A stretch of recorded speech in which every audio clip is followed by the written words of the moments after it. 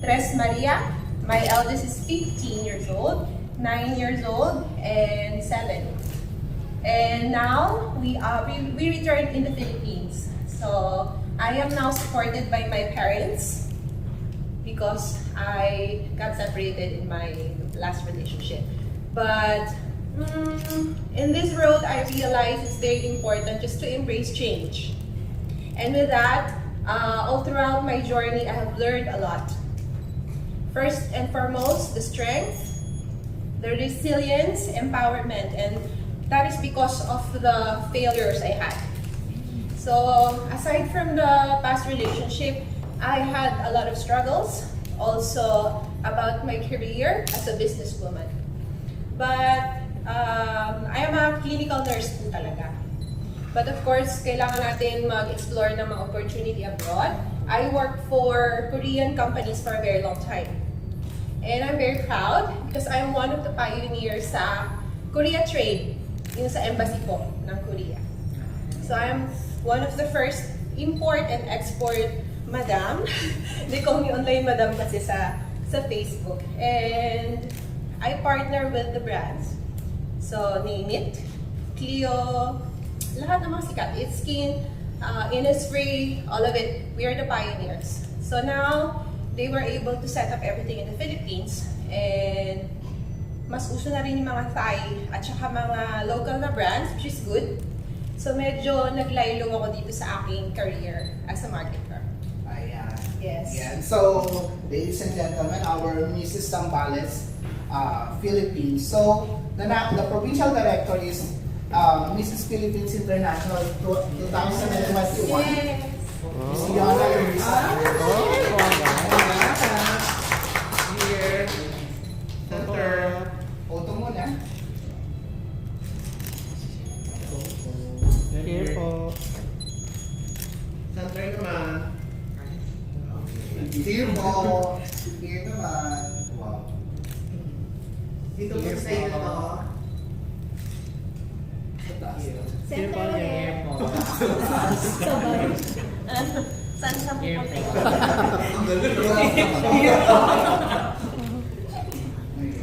So Leona, before we officially start, Melissa, any message to our media friends? First message to the media, thank you for taking your time. Thank you also for inviting them. This press con it will be your first yet. Since our grand coronation will be May 9 to 11. So my only advice for you is just be consistent, take everything from the heart, show them who you really are. And no matter what happens, just keep that smile on your face and in the heart. Thank you. I am delighted to represent Zambales, and thank you so much, madam. So, I was trying to pursue this actually since 2022.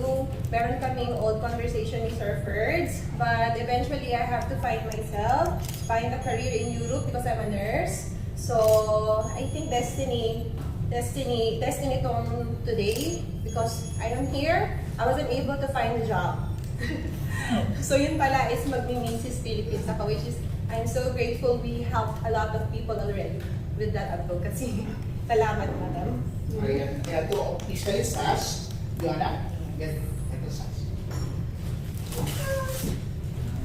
Mukha ni Miss Ano ba? Miss Universe Ano? Oo. Sino ba? Sugi. Yung ano?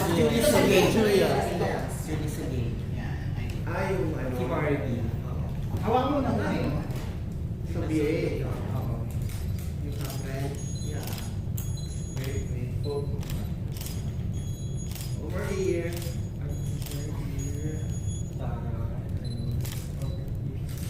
Over there. Wait po sa akin. Wait lang po. Thank you.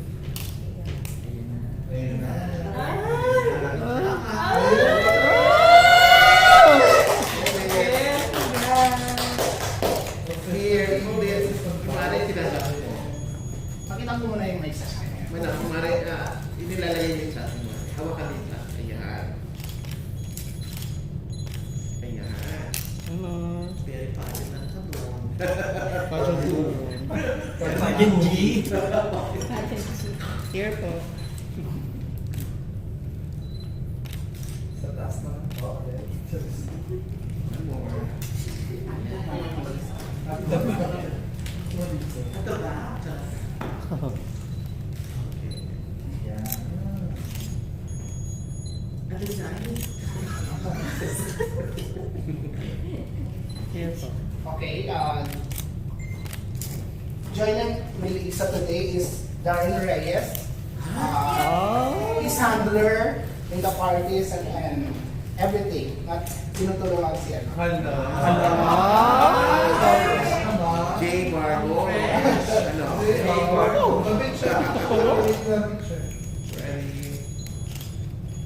Ano rin talaga yung mga bet mo yun, no? Charot.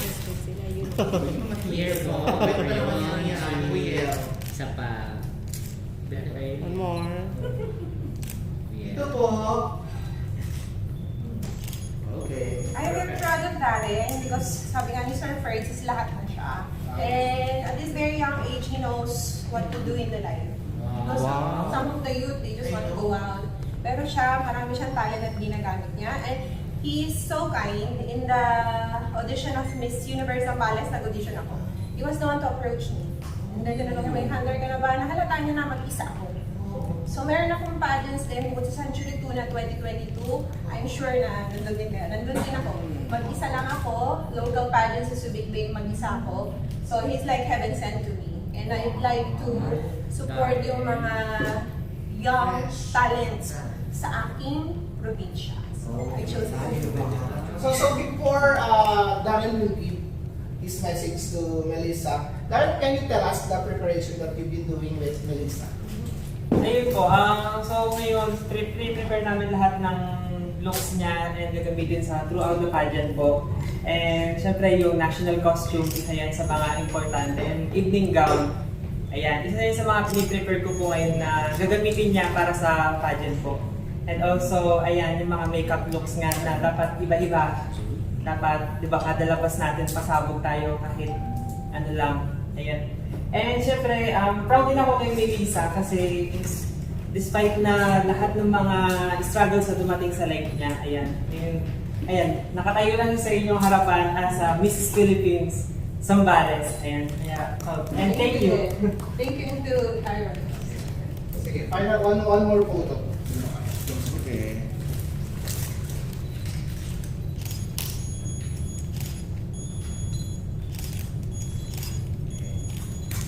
Here po. 1, 2. Isa pa. Here po. Okay. Thank you po. Thank you, Darren. Thank you so much po. Yeah, also joining Melissa today is her best friend, Miss Tina Martin. Yan. Wow. Yeah. Tina, BFF always support. Photo. at the top. Here po. Sa center. Here po. Here po. Para kita yung samanas. Here po. Here po. BFF dito. Okay. Christina, message to Miss Melissa. Wish you all the luck. I know that very confident ka sa competition na to. And you're very talented and smart. I know you can make it. Salamat! Si Miss Melissa ba from Zambales also? I'm here from From Manila. Originally, So, I was her teacher. Kasi Oh. nagturo ako sa nursing before. so pwede din pala si Miss ano, no? Pwede. Excellent. next year. Next year. Next year. Piyapang ka naman ni. Sa Caloocan nga lang po Oo. siya. Thank you, Miss Tina. Yan, sa, siyempre, flying from Finland is the partner of Miss Melissa. Sir Petri. Ay, wow.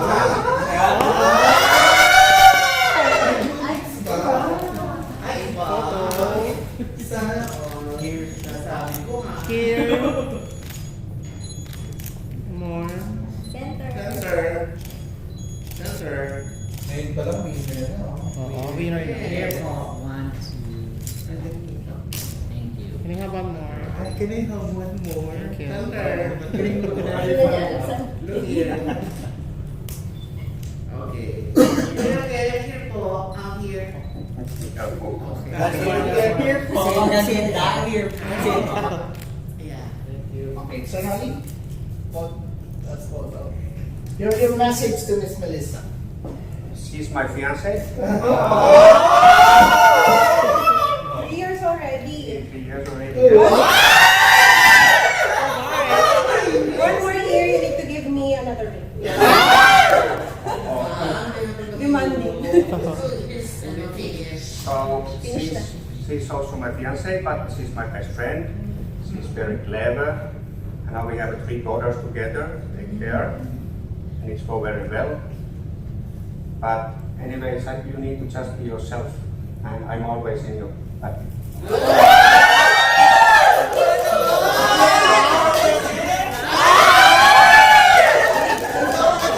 One more, please. One more.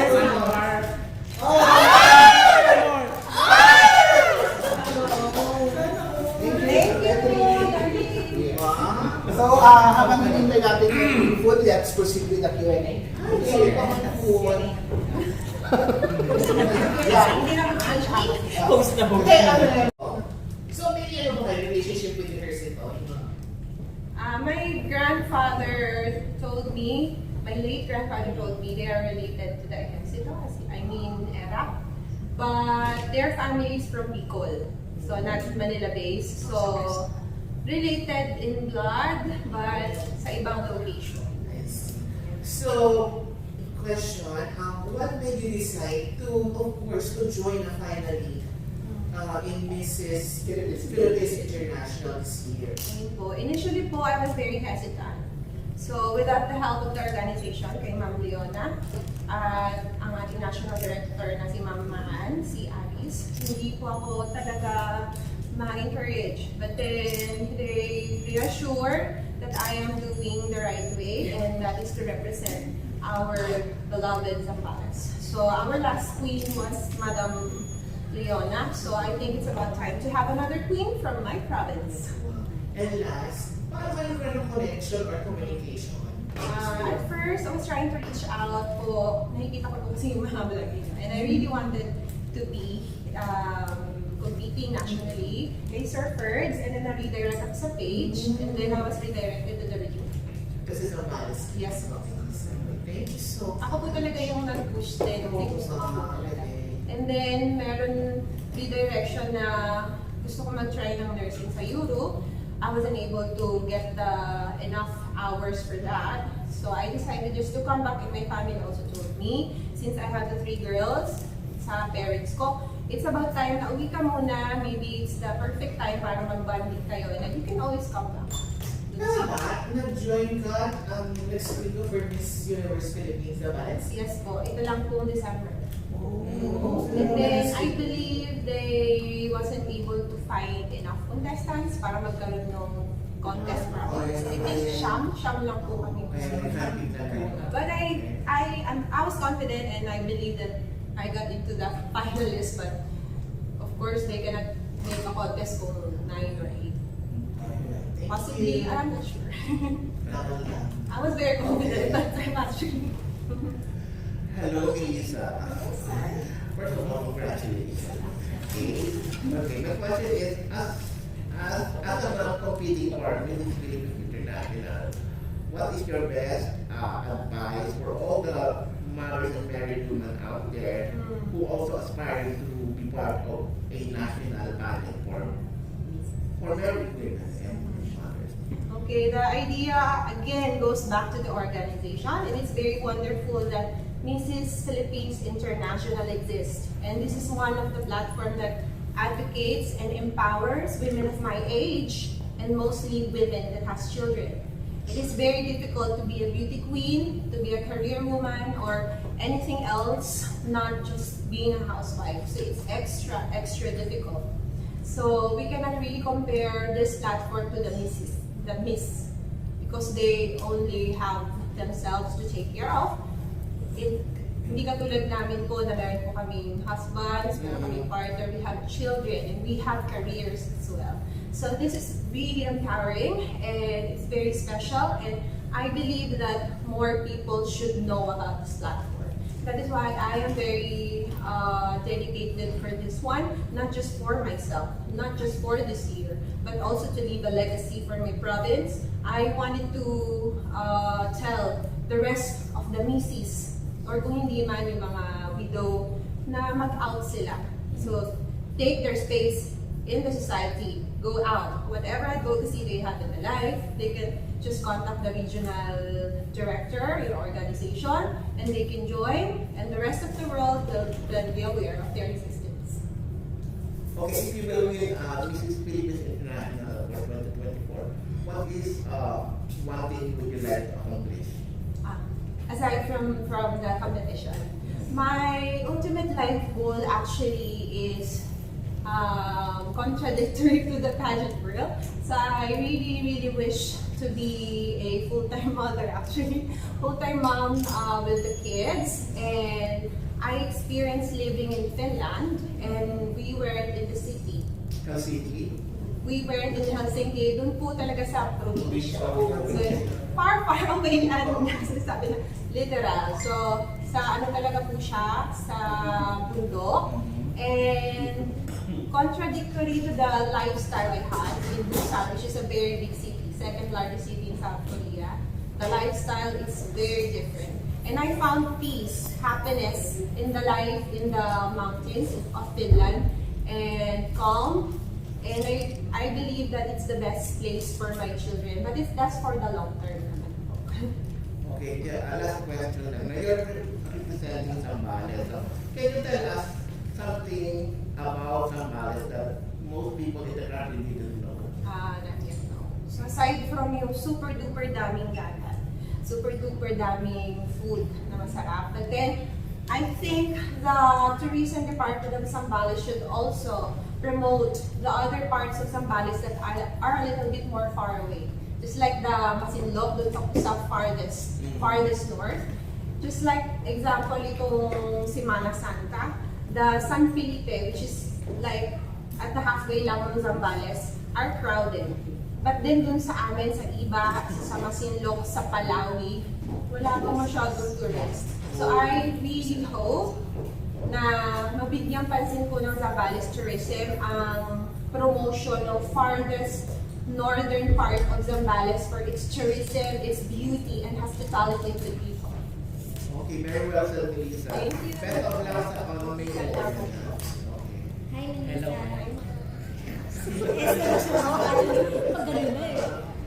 Pageant for fanatic. I just want to ask, are you inspired or pressured that your national director is the winner of Mrs. Philippines International? And I am honestly both inspired and pressured.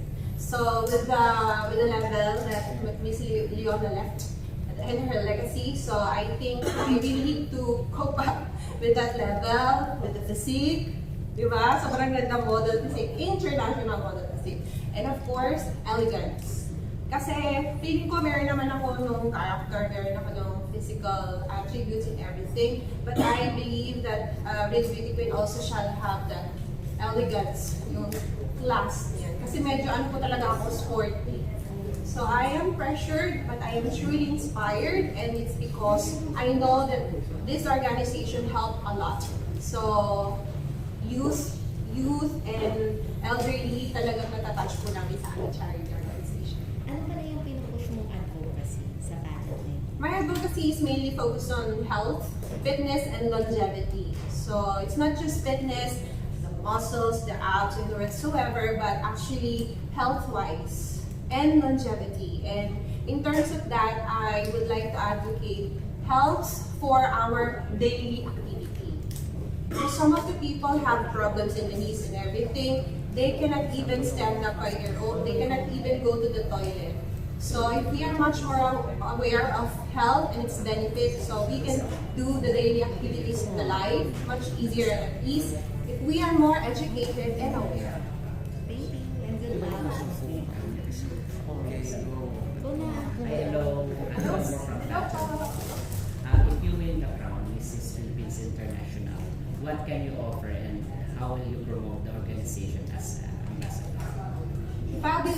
crown, any of the crowns, I think I have the power to promote my own advocacy and the organization through my platforms. I have been doing this for almost 9 years. Actually, beauty influencer ako since 2015, since I was also doing the import and export of K-beauty from South Korea to the Philippines, and talagang promoted ako ng Korean LC.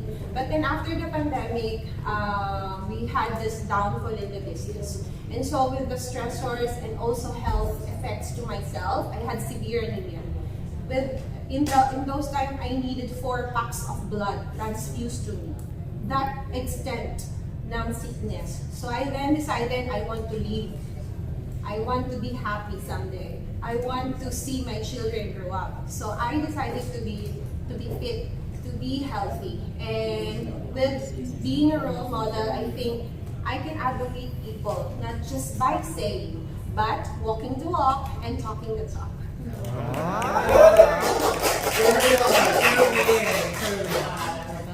Question. Ma'am, So, medyo mabigat yung credentials mo. Medyo Kasi nayagin po ka. ay... So, ano yung mga preparation for this pageant? I've been preparing for 3 months actually, and I am very happy with my family, with my partner, most of all my parents for their support. And I am truly lucky I have also very smart kids that understand. So right now I need to lead them, but of course in the finals kasama ko sila talaga. Putolan po kami. So yun po, we are preparing, let's start with pasarela and the Q&A portion, like communication skills. Tinulungan ako ni Claudette, ni Miss Angeli Del Reyes, our Miss Earth 2015. So, of course, si Ma'am Leona. And then ang mga local nating mga friends, yung mga friends po ni Darren, yung mga, meron po mga experience din po magturo. Yung isa po yung nagturo nung mas bata pa si CJ Opiasa. So with that, si Tita Jean of Exodus, I am very grateful for them because they only helped me without expecting nothing in return. So it's pure love and pure pride for our Zambales lang. Tinulungan nila. Thank you. Hi, Miss Melissa. Good afternoon. This is Jay from Pageant. So my question for you is, what makes you excited about this Mrs. Philippines International 2024 pageant? I am very excited, aside from being inspired and pressured. I am very excited to meet the rest of the beauty queens from the other parts of the Philippines because I know that I have a chance to learn and grow from their own experiences. And I think that's one of the best things about pageantry, not just being the winner or the runners-up, but also the learnings that you can have from the journey itself. Follow-up question. When it comes to your preparation or other aspects, how prepared are you for this competition? If I can score myself, the preparation is 10 out of 10.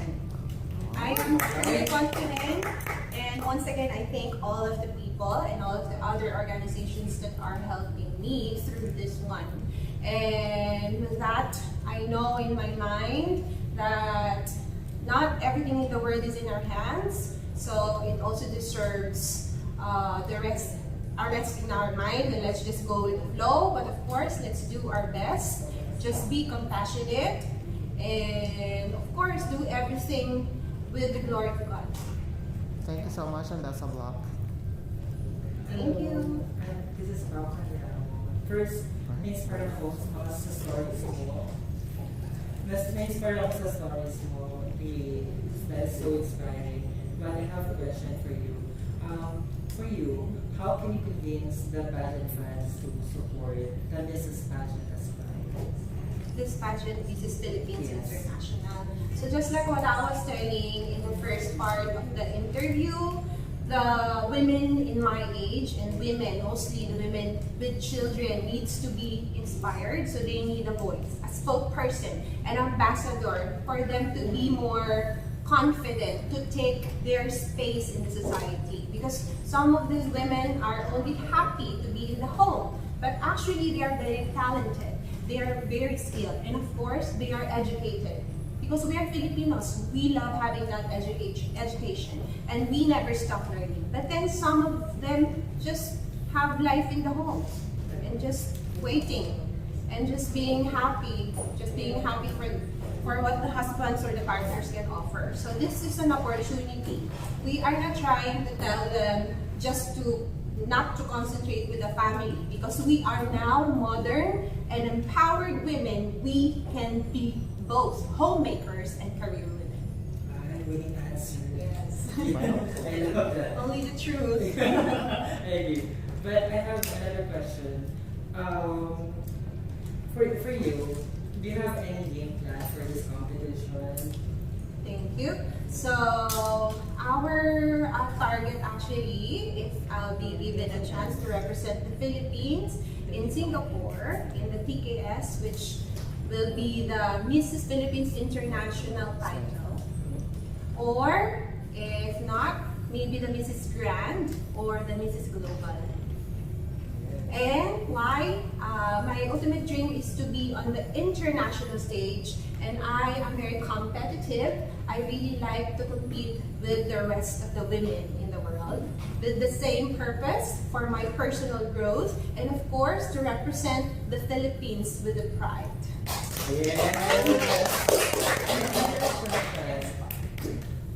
Let's say that, yes, of course you will win this year. So what project would you propose to the organization? So the advocacy is focused on health, fitness, longevity, and with this platform, I think it will be much easier to have a voice. So I truly believe in you, actually. You are the backbone of this industry, actually. Because the beauty queens, they come and go, right? But you will be here, and I truly believe, and that's why I am very grateful for you and Sir Ferds. Thank you very much, sir, for this opportunity. We can collaborate, and with the collaboration, we can voice out more of our advocacy. And with that, since I'm also a nurse, we can also collaborate in the local government units or our government, just like Zambales. Somehow, even though hindi pa popular yung Mrs. Philippines International, pinush ko sila. We are this is our page, this is our queen 2021. We exist and we need space for this, so please support us. Just last night, the Zambales Tourism shared 2 of our official posts, which is the advocacy video and the voting link. So I was very grateful. Collaboration is the key. Education, awareness, empowerment. Here na po yata na time. Ayan for the last question, ayan. Ako? Yes. Hello, good afternoon. My name is Leo, for the Philippines on Instagram. First, congratulations, our newly such Mrs. Zambales. Second, thank you so much for appreciating us at Pageant Media.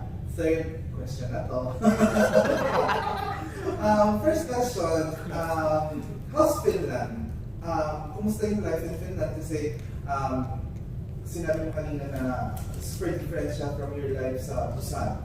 And then, sa Finland ba, may mga may dagat din ba dito? Like, meron pa kami nakikita doon mga king crab, mga ganon. Napapanood namin sa TikTok. Something like that.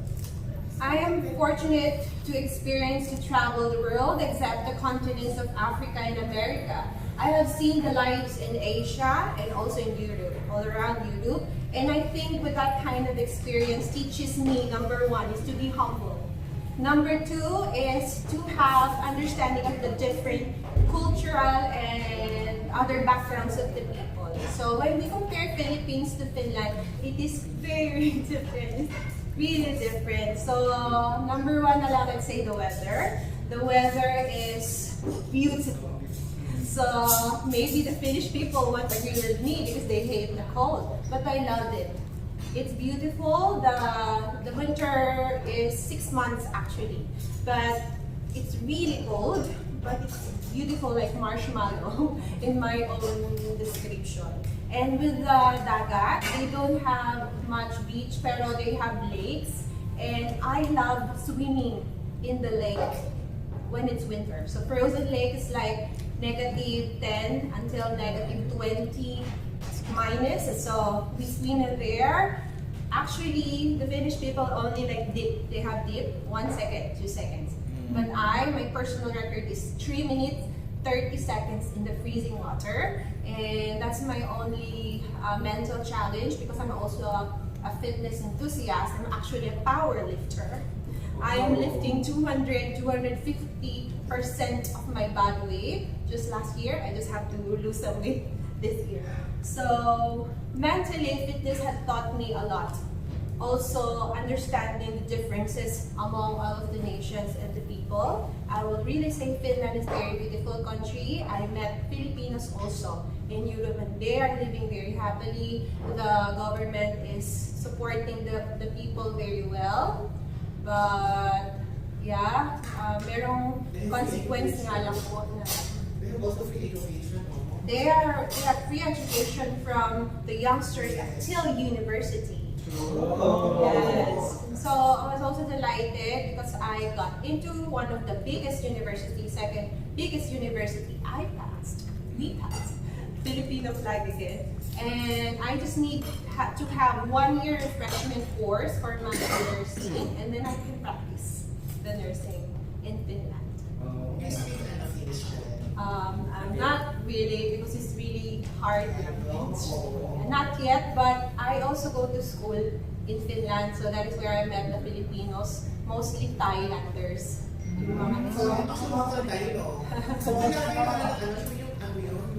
Are you a Borealis? Yes. Our home, fortunately, my partner is really hardworking and he offers me the greatest future and the future of our children. I am very proud of his hard work and of course his love to us. My children love him dearly and he is the acting father. He is the father. He is really the iska, the father of my children. Because I am not really connected anymore with the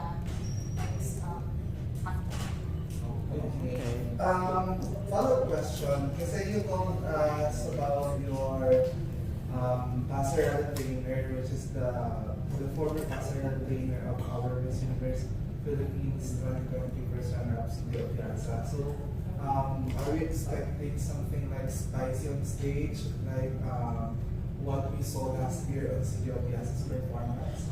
Thank you. Very interesting question. So, my coach, which is Angelica Reyes, also told me to learn about myself, including my weakness and strength.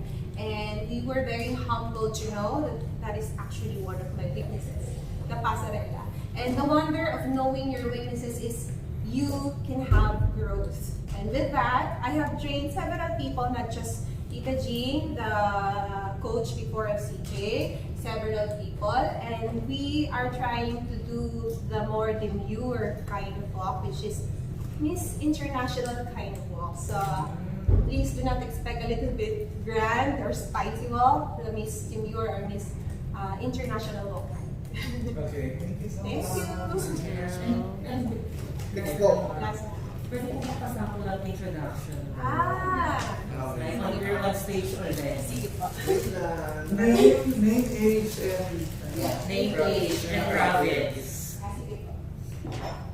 Kamukha na si Julie Subley. Ay, sabi po ng friend ko din. The Barbie. Dinner po, Rena. Yes. here is the center. Sasa. From here you go. Walk ng girl like Okay, ready? Okay, ready everyone? 1, 2, 3, go. Nelisa Kalimlim Ejercito